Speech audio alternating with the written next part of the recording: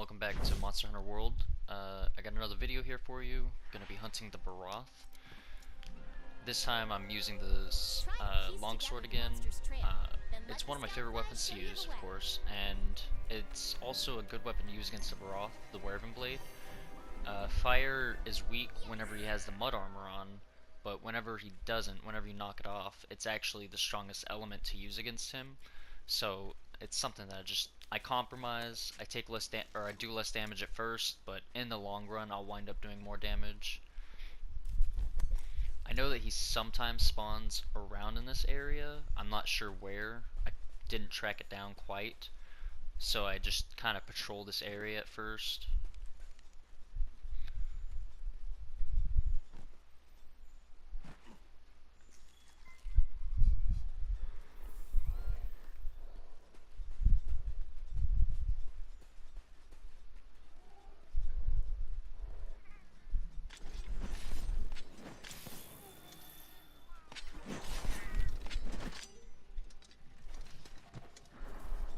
Get really annoyed with these kind of enemies because they like to charge and stun, and it'll happen a lot quite often in these games.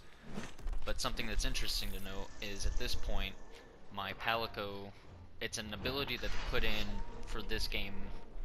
Your Palico is able to tame some of the small monsters, and something I found funny is that it tamed the alpha male of this small pack of monsters, at which point the alpha male then turns on the other monsters and helps us murder them.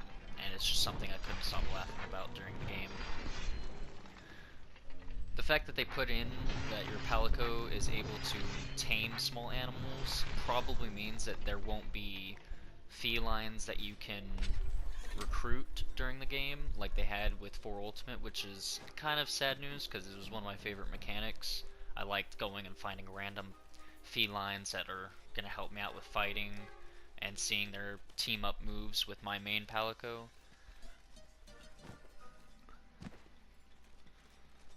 But it is still a nice addition to see, especially whenever you watch your Palico riding in with a little rhino going in for a mount attack. I really like the mechanics for the mounting in this one, since they put in that at the end you typically do a super move. It also, I don't remember with dual blades, but with the insect glaive, whenever you're moving from different body parts of the monster, you do additional damage with your insect glaive, which is pretty nice. It shows the mobility aspect of the insect glaive.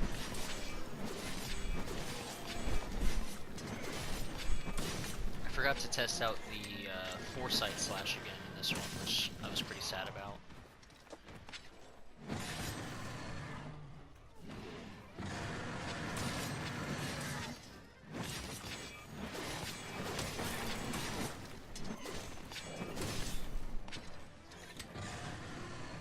I'm not sure why that roar didn't affect me just now though. I've watched the video quite a few times just to see what hit me, and nothing seemed to hit me.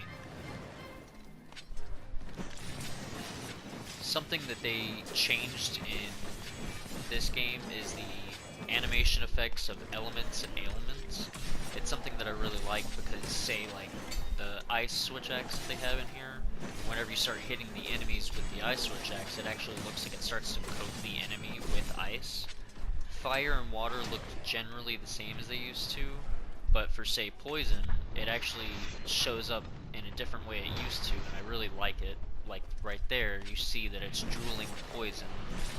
Paralysis used to be a very defined lightning arc going around the monster while it was paralyzed, whereas in this one it's a more subtle lightning, and I think it looks a bit better. I haven't tested out any lightning weapons, but I would like to because lightning was one of my favorite weapon types in the games. Look at that little guy running on the rhino. I don't know why it keeps staring at me though.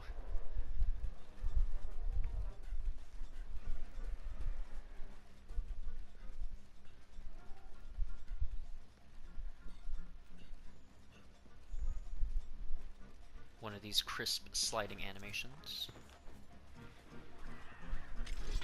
It actually seems like the music gets louder whenever you get closer to the monster, I didn't want to talk over it just then, but if you pay attention, the music seems to get louder, and I like that detail. I didn't hit the tail at all just then, but I chopped it off, and I don't question those kind of things, because I like that kind of luck. They have a lot of environmental effects that you can see, like rocks getting smashed under the monsters and whatnot, but they also put in different effects for monsters interacting with other monsters, and it's something that I like. It was a rare thing that only happened once with me and my friends while we were playing the beta, but this pit right here that the Borroth is next to, the Diablos, there's a cave under it, and the Diablos smashed above, or up from below, and turned that into an actual sand pit, which pulled the Borroth down into the caves. And it was a very nice addition that we watched. Like, we were freaking out when it happened. We didn't understand what was going on, and then we saw Diablos charging at us, killing us. And I actually fell down into the pit, finding the Borroth knocked out underground.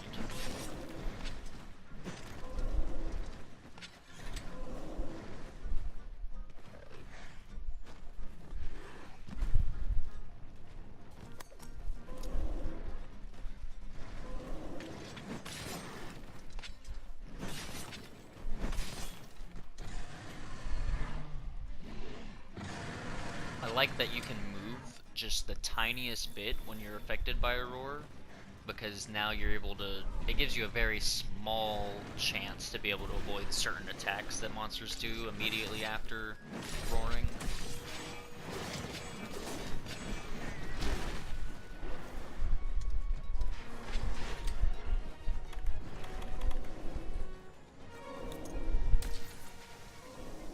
This item right here, I don't remember it being in previous Monster Hunters, it could have been, but the health booster, I hope they kind of nerf in the full game. It's pretty strong, especially when you have 4 players who all have a health booster.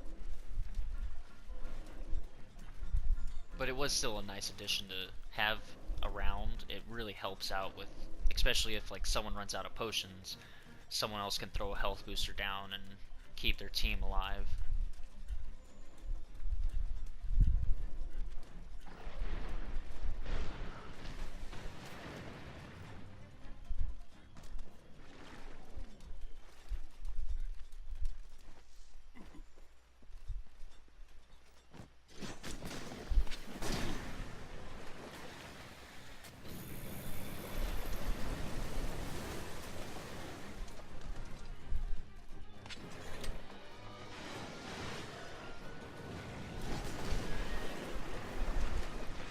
Some more of that poison animation that you can see. It used to just be like little purple bubbles up above the monster's head, I believe, from what I remember, but I really like that it shows like an actual effect on the monster.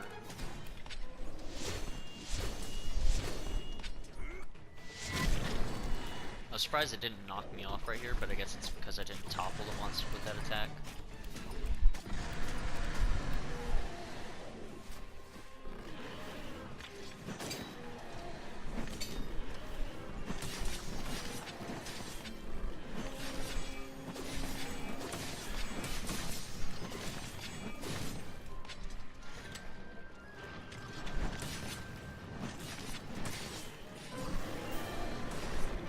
That's the Borroth hunt.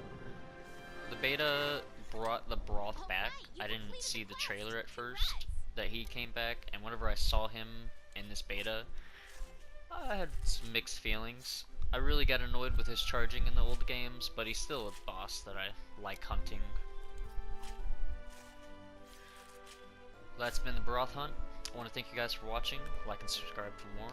I'll have more videos coming out soon, and I'll see y'all then. Bye.